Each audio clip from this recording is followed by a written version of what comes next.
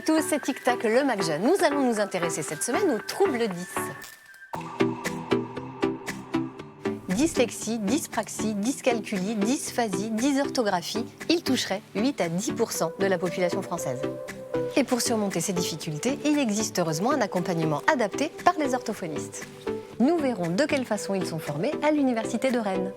Et puis, de nombreuses ressources adaptées aux personnes 10 sont proposées dans certaines bibliothèques, comme ici, celle des Champs Libres à Rennes.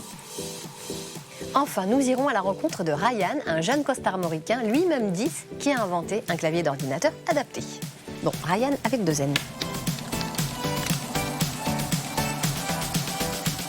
Mais pour l'instant, c'est l'heure de l'actu, en bref.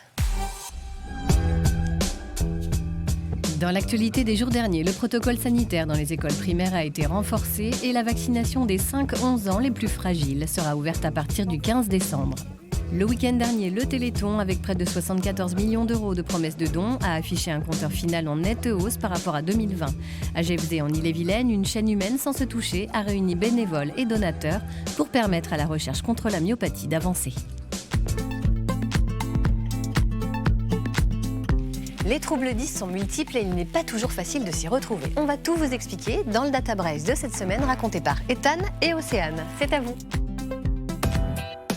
Le préfixe 10 vient du grec. Il évoque une difficulté à lire et à écrire pour la dyslexie, un problème avec les maths pour la dyscalculie ou avec l'assimilation de l'orthographe pour la dysorthographie.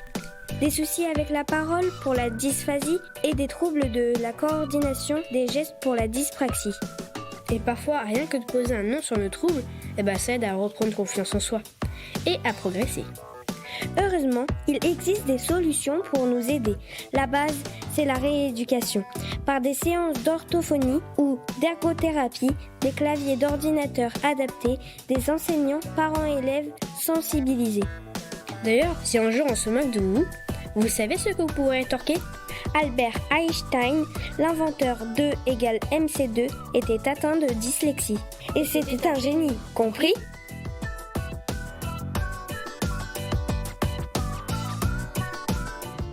Il existe en France 21 écoles d'orthophonie. En Bretagne, c'est Brest et Rennes qui est la petite dernière. Nous sommes allés voir comment ils sont formés. Les orthophonistes sont formés en 5 ans à l'université avec donc beaucoup de cours théoriques, mais également des stages. Donc l'orthophoniste prévient, diagnostique des troubles et ensuite les prend en charge. Là, par exemple, sur ce jeu-là, on a mis l'enfant dans plein de situations différentes. Donc en lui demandant de lire dans un miroir, en lui demandant de cacher certaines syllabes qui étaient présentes plusieurs fois. Donc le but, c'est vraiment de permettre au cerveau de s'adapter et de mieux compenser les troubles. Quand on ne souffre pas de troubles 10, il est toujours difficile d'imaginer ce que peuvent vivre les élèves qui, eux, sont concernés. Dans le Morbihan, l'association AP1056 propose justement des actions de sensibilisation dans les établissements scolaires, comme par exemple le collège Mathurin-Martin de Beau, où se sont rendus Stéphane Zad et Philippe Boger. Avez-vous déjà essayé de lasser vos chaussures avec des gants de boxe ? C'est une des difficultés rencontrées par un enfant atteint de dyspraxie, un handicap invisible, pas toujours compris en milieu scolaire. Dans ma classe, avant, j'en avais un, il est délégué, c'était difficile, hyper difficile pour lui d'écrire, il avait quelqu'un pour l'aider, il n'écrivait pas sur les lignes et tout. Il y avait plein d'élèves qui se moquaient de lui et c'était un peu triste après. En fait, on ne se rend pas compte, mais eux, ce qu'ils pensent, c'est difficile. Pour eux, c'est difficile de faire ce que nous, on peut faire et qu'eux, ils ne peuvent pas faire parce que c'est vrai, il y en a plein qui se moquent alors qu'eux, ils n'ont rien demandé, ils sont juste là comme nous et ils ont des difficultés. Alors, l'association AP1056 a mis en place des ateliers qui mettent des enfants en situation de troubles 10, comme la dyslexie ou la dyscalculie. Par exemple, écrire de la main gauche quand on est droitier ou lire avec des lunettes déformantes. C'est pour les faire imaginer comment réagit un enfant qui a un trouble pour faire ses gestes dans le quotidien ou pour faire des activités scolaires. Donc pour qu'ils puissent se mettre à la place d'un enfant qui a un trouble 10. Force est de constater que ce n'est pas évident. Faisons maintenant la connaissance de Ryan. Ce lycéen costarmoricain a inventé un kit qui rend les claviers d'ordinateur plus faciles à utiliser par les jeunes dyslexiques. Et son invention marche très fort, nous l'avons rencontré. Bonjour, je m'appelle Ryan Dubois, j'ai 16 ans et j'ai inventé un clavier pour les dyslexiques.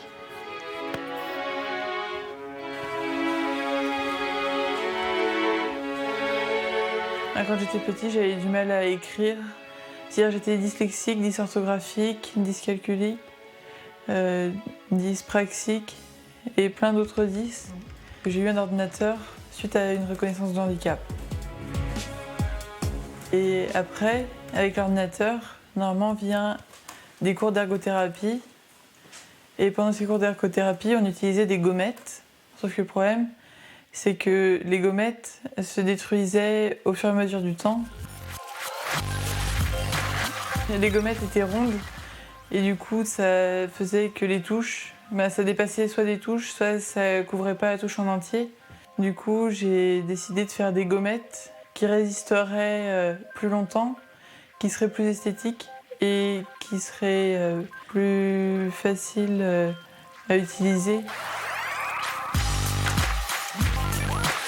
Il y a eu la Fondation Boulanger qui s'est intéressée à mon idée et qui m'a aidée.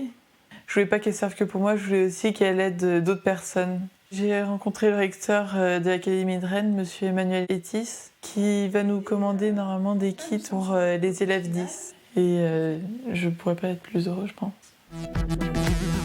Voilà, c'est déjà la fin. On se retrouve la semaine prochaine pour un nouveau TikTok. Moi, entre nous, c'est plutôt ça en fait.